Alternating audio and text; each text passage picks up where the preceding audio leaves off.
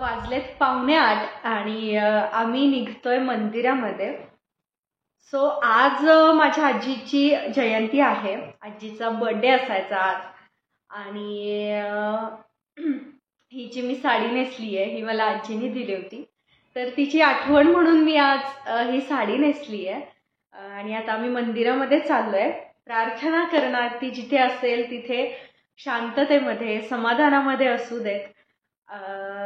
So हेच इतकंच. मी जास्त बोलला नाही, कारण मी जर आजीबद्दल आता जास्त बोलायला लागले तर रडेल. त्यामुळे मी आज ठरवलंय की आज रडायचं नाहीये, फक्त चांगल्या आठवणी आठवायच्या आहेत आणि सकाळपासून मी तेच करतेय. दुपारी जरासं इमोशनल झालं होतं, पण पटकन मी स्वतःला थांबवलं आणि नाही, आज फक्त चांगल्या आठवणी आठवायच्या आहेत.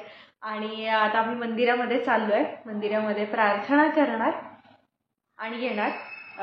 वॉकिंग करून आले मी, जेवण वगैरे केलं आणि आता निघतोय. लवकरच जेवायचं ठरवलंय, त्यामुळे मग 7:30च्या आत जेवण होतंय. काल वेळ झाला जेवायला, कारण बाहेर इन्व्हिटेशन होतं.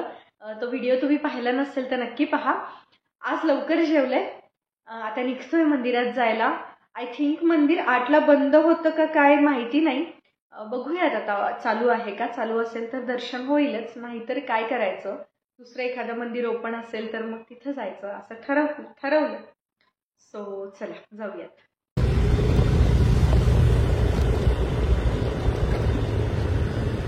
श्री म्हातोबा मंदिरामध्ये आम्ही आलेलो आहोत. तर लकीली मंदिर सुरू आहे. मला वाटतं रात्री 9:30-10 पर्यंत हे मंदिर चालू असतं आणि खूप जास्त छान वाटतंय.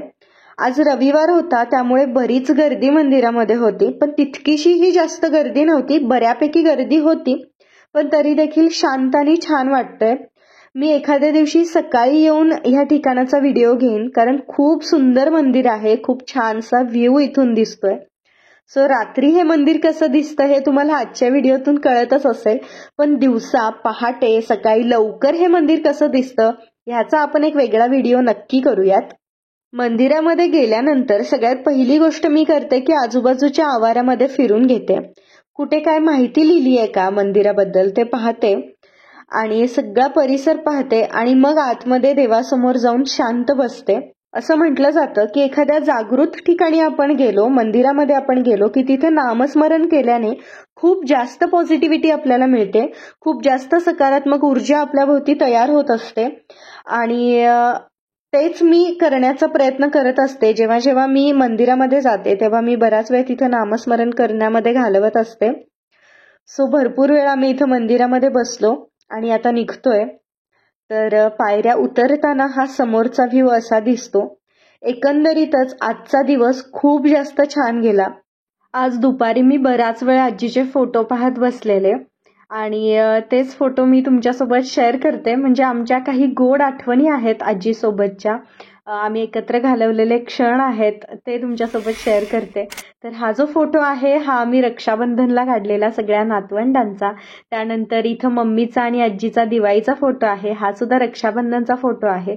दोन्ही मुलांचं आजीवरती खूप प्रेम. म्हणजे ही सगळी जी आम्ही मुलं आहोत ना, ही सगळी आजीची नातवंड आहोत. आणि तुम्हाला जास्तीत जास्त आजीचे फोटो हे आम्हा नातवंडांसोबतच दिसतील, कारण ती आमच्या नातवंडांमध्ये खूप रमायची आणि आम्ही सुद्धा तिच्यामध्ये खूप रमायचो. तर हा दादाच्या लग्नातला फोटो आहे. त्यानंतर हा श्रीशा आणि ब्राह्मीच्या बोरणांचा फोटो आहे. हा मम्मीसोबतचा दिवाळीचा आजीचा फोटो आहे. ही शेवटची दिवाळी होती आजीसोबतची आणि हे सुद्धा शेवटचं रक्षाबंधन होतं आजीसोबतचं. तेव्हाचे हे फोटोज आहेत. आणि हा माझ्या बर्थडेचा खूप जुना फोटो आहे. हा आमच्या लग्नातला फोटो आहे.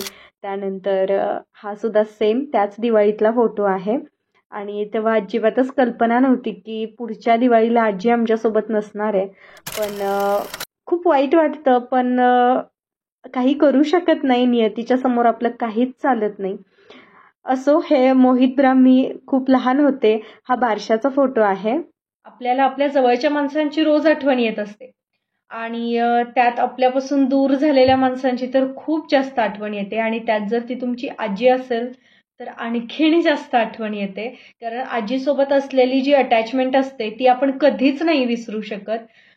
त्याचे क्षण आपण एकत्र घालवलेले असतात किंवा खूप खूप खूप आठवणी असतात ज्या नेहमी आपल्या डोक्यामध्ये कुठेतरी चालू असतात आणि आपण आपलं आयुष्य जगत असतो. पण ती कमी, ती कमतरता, ते आवाज, आपलं बोलणं, ते सगळं आपल्याला कुठंतरी आठवत असतं. सो आणि अशा दिवशी म्हणजे जयंती, पुण्यतिथी अशा दिवशी तर जास्त आपल्याला आठवण येते. पण मला असं वाटतं की आपण ह्या आठवणीमध्ये न रडता चांगल्या चांगल्या गोष्टी आठवायच्या आणि आनंदी व्हायचं. कारण आपल्याला सोडून गेलेली जी माणसं असतात त्यांचाही पुढे प्रवास चालू असतो आणि त्यांना त्या प्रवासामध्ये अडचण होते, त्रास होतो जेव्हा आपण स्वतःला त्रास करून घेतो. मी खूप त्रास करून घेतलेला आहे आजी गेल्याचा. पण मीच आता हे सांगतेय की नाही, आपण ना नाही त्रास करून घ्यायचा स्वतःला. फक्त आपण इतकीच प्रार्थना करू शकतो की ते कुठे आहेत तिथे आनंदी असावेत, शांत असावेत, समाधानी असावेत. सो त्यांच्याबद्दल छान छान गोष्टी आठवायच्या आणि आपण त्यांच्याकडून आयुष्यामध्ये काय शिकलोय ते आठवायचं, ते अंमलात आणायचं. प्रत्येकाकडे खूप छान छान गुण असतात आणि ते गुण ऑब्झर्व करायचे, आठवायचे. आता आपण आता ऑब्झर्व तर नाही करू शकत कारण तो माणूसच नाहीये, पण जेव्हा तो माणूस आपल्या आयुष्यामध्ये होता तेव्हा तो कसा वागायचा, कसा राहायचा, काय करायचा, वेगवेगळ्या अडचणींना तो कसं तोंड द्यायचा, ह्या सगळ्या गोष्टी आपण आठवू शकतो आणि त्या आपण अंमलात आणू शकतो. त्याच्या शिकवणी आहेत त्या आपण रोजच्या आयुष्यामध्ये अप्लाय करू शकतो. त्याने आपलं आयुष्य सोपं होतं आणि त्यांच्या शिकवणीमधून कुठेतरी ते अजूनही जिवंत आहेत असं, म्हणजे आपण त्यांना आपल्या वागणुकीमधून, आपल्या आठवणीमध्ये जिवंत ठेवू शकतो. आणि माझ्या असं डोक्यात आहे की मी आजीकडून काय काय शिकले. आर्थिक नियोजन असेल, कौटुंबिक नियोजन असेल, त्यानंतर वेगवेगळ्या संकटांना कसं सामोरे जायचं, वेगवेगळ्या सिच्युएशन्सला कसं सामोरे जायचं, लाईफमध्ये चढ उतार येत असतात, मग त्यावेळी स्टेबल कसं राहायचं. सो अशा सगळ्या बऱ्याच गोष्टी आहेत ज्या आपण सगळेच आपल्या वडीलधाऱ्या लोकांकडून शिकत असतो. सो मी सुद्धा अशा बऱ्याच गोष्टी शिकली आहे. तर त्यावरती मी एक छान व्हिडिओ करेन जेणेकरून तुम्हाला कुठेतरी त्याचा नक्कीच फायदा होईल. सो हा व्हिडिओ इथंच थांबवते. आय होप तुम्हाला हा छोटासा ब्लॉग आवडला असेल.